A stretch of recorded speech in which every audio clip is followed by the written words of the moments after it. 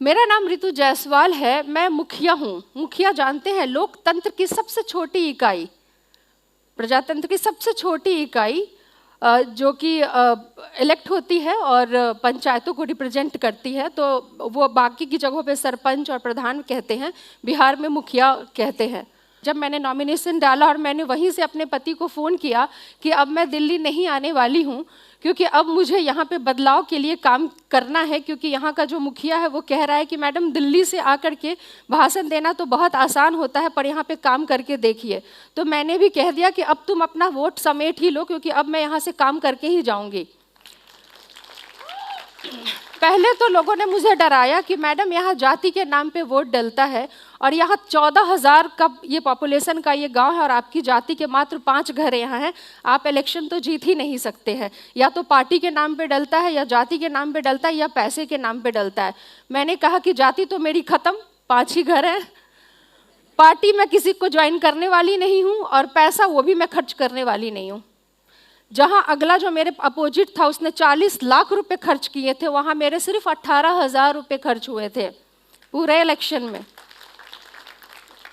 मैंने लोगों से सिर्फ इतना कहा कि आज तक तो आपने जाति, पार्टी, पैसे पे अपने वोट को बेचा है, एक बार विकास के नाम पे वोट को दे करके देखिए, क्योंकि अब तक आपने जिस मुद्दों के लिए वोट दिया है तब भी हालात ये हैं कि आपके पास न रोड है, न सड़क है, न बिजली है, न पानी है, आपके पास कोई बेसिक सुविधा तक नहीं है।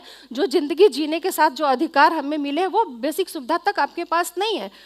और सच मानिए कि लोगों ने इतने वोट दिए कि मेरे जीत की मार्जिन 2,000 वोट की थी।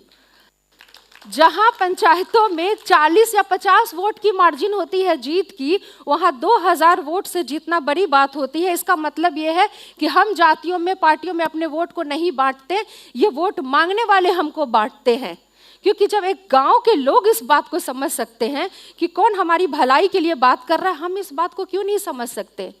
आज हमें ये बोलने के लिए बुलाया गया है कि एक पॉलिटिकल एक लीडर में क्या क्वालिटीज होनी चाहिए, आपको इसके बारे में बात करनी है।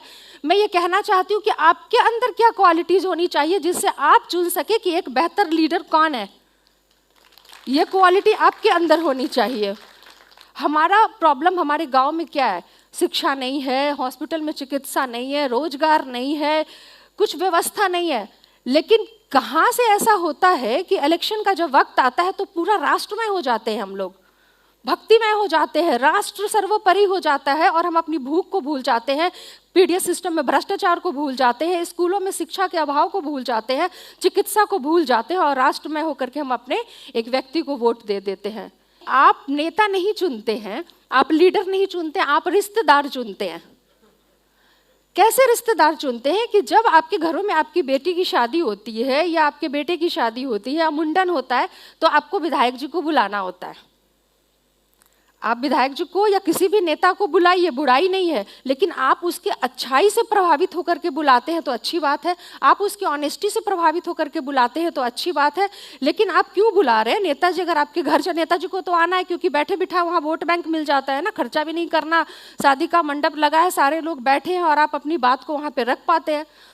तो अब करना क्या होता है कि आप वहाँ पे बुलाते हैं और अगले दिन आप चौक चौराहे चाय की दुकान पे बैठ के बड़े चौड़े होके बोलते हैं कि नेताजी कल विधायक जी आए थे, बेटी का ब्याह था, विधायक जी आए थे, काला रसगुल्ला नहीं खाएं, उजर का रसगुल्ला खाएं।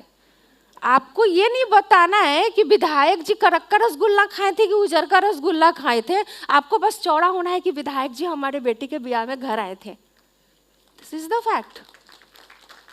तो आप रिश्तेदार मत चुनिए ना। क्या हमारे घर में हमारे नाना नानी, दादा दादी, मौसा मौसी, ताई चाचा कम पड़ जाते हैं कि हम अपने स्टेज की और मंडप की सोफा बनाने के लिए हम अपने विधायकों को, नेताओं को अपने घर पे बुलाते हैं?